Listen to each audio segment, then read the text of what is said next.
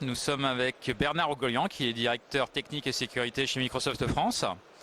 Bernard, gros sujet d'actualité autour de Windows, la fin du support de Windows XP, prévue à échéance avril 2014. Maintenant, c'est une question de priorité pour les entreprises. Dans quelle mesure cette version OS de Windows survit dans les entreprises? C'est pas toujours facile de se faire une idée très précise, mais c'est sûr que le 8 avril, qui est la date fatidique d'arrêt du support de Windows XP, il faut que l'immense majorité des entreprises, et même des utilisateurs et la maison, aient migré de Windows XP à autre chose. Donc, quel va être effectivement l'impact dans les entreprises? C'est difficile de dire d'ores et déjà ce qui se passera. On peut quand même craindre qu'il y ait malheureusement quelques zéro day qui aient été éventuellement gardés sous le manteau ou sous le coude, si j'ose dire, qui pourraient être éventuellement diffusés à ce moment-là. Et ce qui se passera à ce moment-là, c'est très difficile à dire. Mais en tout cas, aujourd'hui, moi, à mon sens, il est quand même peu raisonnable de garder Windows XP très longtemps après cette date-là.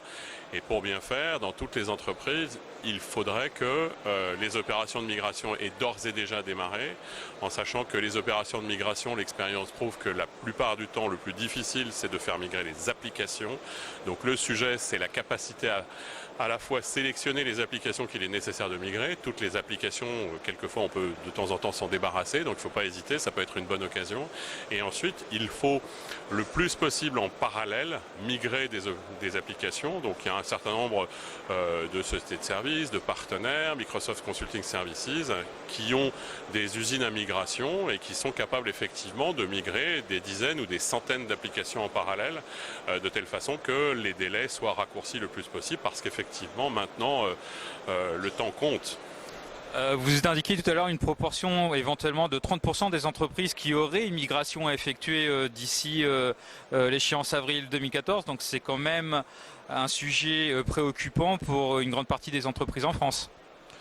Oui, c'est à peu près les chiffres qu'on peut donner pour les grandes entreprises, en sachant bien sûr que ces chiffres ne sont jamais très précis. On n'a pas non plus une idée au PC près de l'ampleur de la migration qu'il reste à effectuer.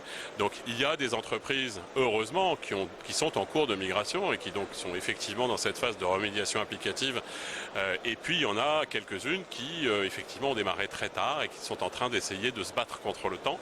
Donc ce sujet-là reste un sujet, pour moi, un sujet de préoccupation significative, parce que je sais que ces entreprises-là, si elles doivent faire face à une migration dans l'urgence, c'est à la fois un risque pour le système d'information a priori, parce que faire les choses dans l'urgence, c'est toujours un petit peu dangereux, et c'est aussi un risque a posteriori pour les postes de travail qu'on n'aura pas réussi à faire migrer, parce que malheureusement, ça peut avoir un certain nombre de conséquences, sans vouloir les dramatiser, parce que c'est difficile de les dramatiser aujourd'hui, mais il faut avoir conscience du fait que ces conséquences peuvent être significatives. Alors, si on veut quitter Windows XP, on bascule vers quoi? Est-ce qu'on bascule vers Windows 7? Est-ce qu'on choisit plutôt Windows 8, voire Windows 8.1? Alors je pense que ça dépend beaucoup de l'état où est le projet de migration. Donc si on a déjà démarré une migration avec comme objectif cible Windows 7, il ne faut pas changer maintenant.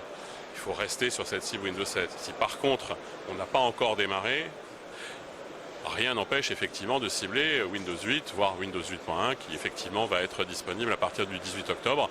Parce que tant qu'à faire un saut, à la limite, le saut, si on est réaliste, il est beaucoup plus grand entre Windows XP et Windows 7 qu'entre Windows 7 et Windows 8, ou Windows 8 et Windows 8.1.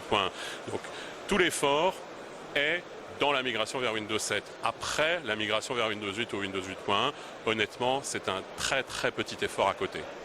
Alors naturellement, tout l'écosystème de prestataires de Microsoft se mobilise pour cette échéance.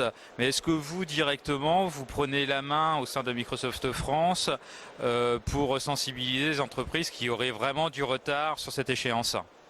Oui, bien sûr. En fait, toutes les grandes entreprises sont suivies par un certain nombre de personnes chez Microsoft, en particulier ce qu'on appelle le Technical Account Manager, qui effectivement est en charge de toutes les relations support Microsoft chez ce client. Et donc en fait la responsabilité notamment de ce Technical Account Manager, c'est d'aller sensibiliser les clients à cette opération, essayer de les aider à mettre en œuvre un plan qui tienne la route et qui leur permette d'atteindre l'échéance le plus rapidement possible. Donc oui, bien sûr, on est extrêmement mobilisé sur ce sujet.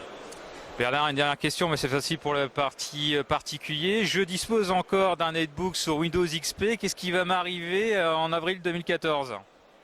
Je pense qu'en fait, il y a deux choix. Soit le netbook en question, il est incapable, techniquement, physiquement, de tourner Windows 7, Windows 8 ou Windows 8.1. Et dans ce cas-là, malheureusement, je crains fort que soit on le garde, et dans ce cas-là, on admet qu'il va effectivement servir de machine à écrire et ne pas être connecté à Internet, ou alors on admet qu'on va vivre dangereusement. Après tout, ça peut être un choix de vivre dangereusement quand on est particulier. Si, par contre, on est dans un environnement où on ne veut pas trop courir de risques, honnêtement, je pense que la meilleure chose à faire aujourd'hui, c'est probablement de changer de hardware. Il va falloir que j'investisse alors. Bernard, merci beaucoup pour cette interview.